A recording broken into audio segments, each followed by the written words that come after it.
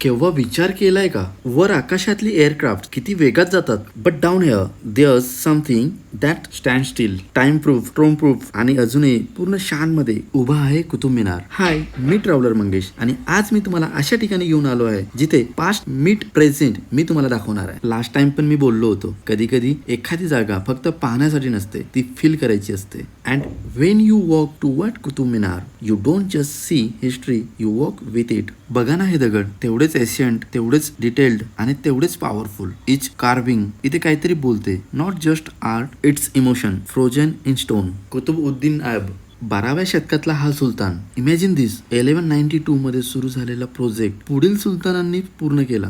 5 flowers, 72.5 metres height आणि 376 पायऱ्या. It wasn't just a tower, it was a statement. Evening light, हलकासा वारा आणि तुमच्या समोर असा दृश्य जिथे तुम्ही कॅमेरा बाजूला ठेवून तर पाहत राहता. And believe me guys, history looks best at sunset.